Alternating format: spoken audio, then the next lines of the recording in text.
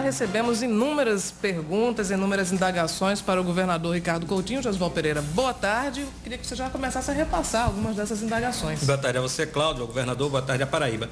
Tem uma primeira pergunta que é um tema polêmico dos últimos meses, governador, que é com relação a uma questão da medida provisória da educação, do magistério, aquela que garantia o reajuste automático do piso nacional do salário, mas aí se discutiu muito na Assembleia a respeito de possíveis mudanças, modificações ou alterações no plano de carreira dos servidores. A pergunta é de Fernando Lira, da PLP, querendo saber o que é que o governo vai fazer agora com o veto da medida provisória. Olha, o próprio Fernando, que é um valoroso dirigente da PLP, ele sabe que o grande problema do magistério é que ele perdia inúmeras energias lutando sempre para poder conseguir chegar no piso. Nós deixamos isso para trás. E para garantir legalmente de que nenhum professor mais precisaria estar fazendo movimento para alcançar o piso, como já tinha sido feito anteriormente dentro da Paraíba, nós mandamos uma medida provisória, um projeto de lei, para se transformar em lei, garantindo que automaticamente, todas as vezes que alguém porventura ficasse abaixo do piso, que hoje, por exemplo, são pouquíssimas pessoas, são 40 e poucas pessoas. Todas as vezes que alguém estivesse abaixo do piso nacional, automaticamente ele seria colocado como piso nacional, ou seja, o seu vencimento. Isso era uma coisa que era para ser celebrada pelos professores. Aí, efetivamente, se transformou isso numa perspectiva de colocar reajustes em cadeia, que daria, para você ter ideia, 4.500.000 por mês. O Estado não tem essa capacidade. É preciso tomar cuidado. E nem o Poder Legislativo pode criar despesas. Porque se assim fosse, eu tenho certeza que nenhum deputado, nenhum parlamentar votaria contra um aumento de 150% para quem quer que fosse, ou de 300%. Então, isso é a primeira coisa, não se pode criar despesas. Segundo, não dava para confundir um projeto com outra situação. O projeto era para garantir que nenhum professor precisasse fazer greve para poder chegar ao piso nacional de salários. E terceiro, isso atingiria pouquíssimos, 2, 3 ou 4 dezenas apenas de professores no meio de 16 mil. Né? Infelizmente, isso foi alterado e o governo, na legalidade, teve que vetar. Mas eu continuo querendo garantir o piso, que é uma coisa automática, e eu quero fazer isso. Porque as outras coisas, o magistério tem sido tratado de uma forma coerente, porque mesmo no meio de toda a crise, desde o mês de maio do ano passado, eu estabeleci o maior piso salarial, a melhor remuneração do Nordeste entre todos os estados.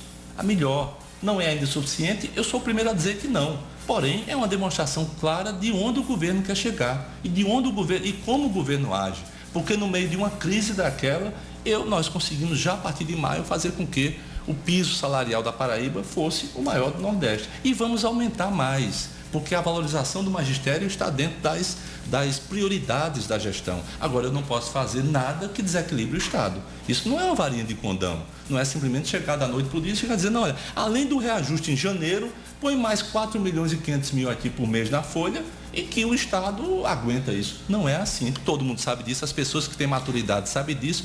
E o próprio Todas as regras do PCC vão estar asseguradas, do plano de carreira e remuneração PCCR, vão ter remunerar, vão ter garantidas? Claro que sim, não houve nenhum projeto sobre PCCR. Absolutamente nenhum.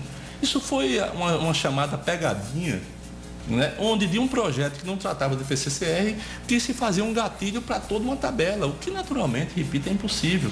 Hoje o professor pode ter o 14º salário, pode ter o 15º salário, desde que provoque nos alunos um melhor ensino. Nós estabelecemos isso com a Escola de Valor, com mestres da educação. Nós temos formação continuada, já colocamos 3.700 computadores, vamos colocar mais 4.000 agora.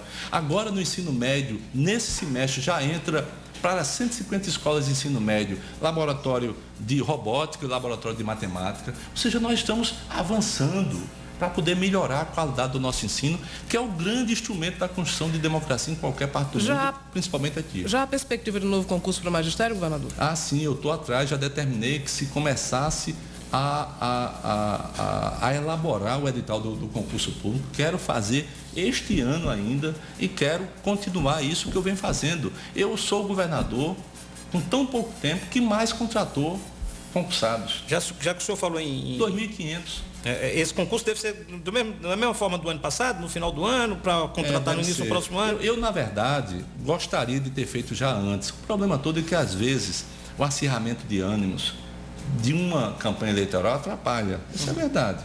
Mas eu tenho determinado ao governo que ignore campanha eleitoral e que produza para que a gente possa fazer, não apenas para professor, mas vou fazer também para nível de apoio e nível médio. Da educação. Já que se tocou na questão do pessoal, o governo enfrentou algumas reivindicações na semana passada em relação à questão dos agentes penitenciários. O governo está contratando os concursados e aqueles que eram prestadores de serviço estão reclamando, protestando, foram à Assembleia, Ministério Público. Como é que o governo encara esse tipo de situação? Rival, quando o governo não faz concurso público e não contrata, o governo é criticado. Quando o governo contrata prestador de serviço, ele é criticado. Ou seja, era bom que alguns setores da oposição decidissem o que querem, né, para poder explicitar a posição. A nossa posição não pode ser outra que não seja respeitar aquilo que o Ministério Público determina, que a entrada precisa ser por concurso público e progressivamente isso precisa ser feito. Isso não pode ser feito de uma vez só, porque não tem Estado que aguente, muito menos o nosso. Mas nós estamos em busca disso. Quando nós contratamos, e já contratamos mais de 1.000 agentes penitenciários, evidentemente você não pode ter duas pessoas para o mesmo cargo, a não ser que a Justiça diga que pode. Se a Justiça disser que pode, se o Ministério Público disser que pode, eu não tenho qualquer problema. Eu mantenho o pessoal. Agora, sem isso não é possível. O que eu não posso também é efetivamente abrir mão das responsabilidades que o Estado tem. O Estado tem responsabilidades, isso não pode ser confundido com, dar tapinha nas costas, então fazer alguma coisa em função de uma campanha eleitoral. Não pode ser dessa forma. Se alguns agem dessa forma, eu lamento, porque é exatamente esse tipo de comportamento que fez com que o nosso Estado sofresse tanto. É exatamente esse tipo de comportamento que para o concursado diz que é a favor do concurso, para o prestador de serviço diz que é a favor do prestador. Ou seja, tem duas caras, né? Eu não sou dessa forma. Se a lei me determina que faça concurso público, eu tenho que, dentro das possibilidades, fazer. E, ao mesmo tempo, dizer claramente que essa herança eu estou herdando. Não fui eu que cometi esses desarranjos, não. Eu estou herdando e estou buscando estar à altura para consertar. Agora, tenho dado oportunidade através de concurso público e tenho contratado as pessoas através de concurso público, mas dentro dos limites da lei, da lei de responsabilidade fiscal. Não posso ultrapassar isso. Ok, governador, tem uma pergunta aqui do Fernando de Cabedelo que se insere muito nas críticas que a oposição faz ao pedido de aval do governo para ser avalista no empréstimo da Cagepa. Ele pergunta por que, ao invés de contrair esse empréstimo, o governo ou a Cagepa não cobrou das prefeituras o que eles devem para a companhia. O governo vem tentando cobrar das prefeituras desde o início. Isso não é correto, não é justo para com o governo. O governo diminuiu despesas. A folha de cargo comissionado da Cagepa, em 2010, um ano antes de eu assumir, um ano eleitoral, a folha de cargo comissionado foi 5.150.000. A folha de cargo comissionado em 2011, quando eu assumi da Cagepa, baixou para R$1.300.000 ao ano.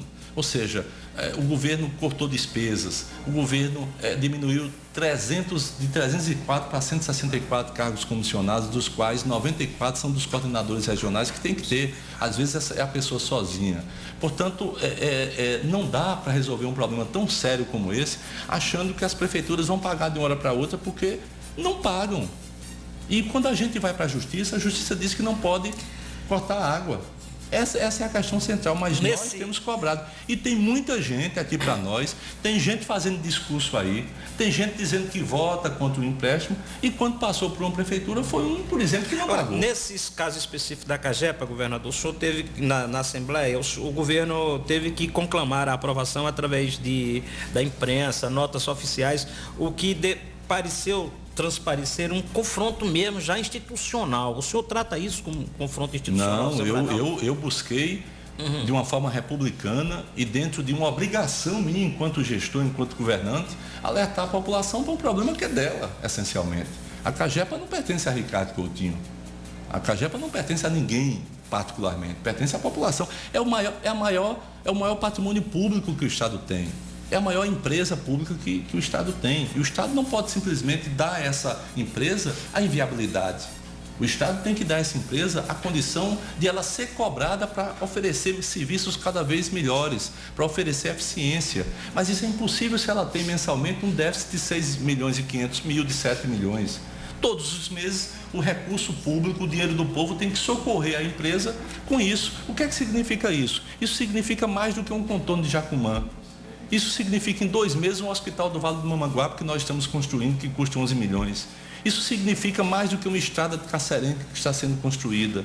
Ou seja, é importante que as pessoas compreendam que o que nós estamos fazendo é protegendo a companhia, a empresa pública, para que ela possa funcionar melhor. E não adianta estar se dizendo a cobra da prefeitura como isso fosse um problema do governador. Não. Esse é um problema criado antes e que nós estamos buscando resolver, querendo avalizar. Simplesmente é um aval. O Estado não entra com um centavo. Avalizar o empréstimo que a CAGEPA pode contrair na Caixa Econômica Federal, que é um órgão, que é um banco público, e que esse empréstimo pague somente isso, para pagar os demais empréstimos. Não é para gastar em outra coisa, não é para pagar empréstimo a banco pequeno que estava sobrecarregando a CAGEPA e que vamos ter 2 anos de carência e quando passar a pagar, vai pagar menos da metade do que paga hoje. Ou seja, não é possível que alguém não compreenda que isso é um grande negócio para a CAGEPA, que é muito bom para a CAGEPA.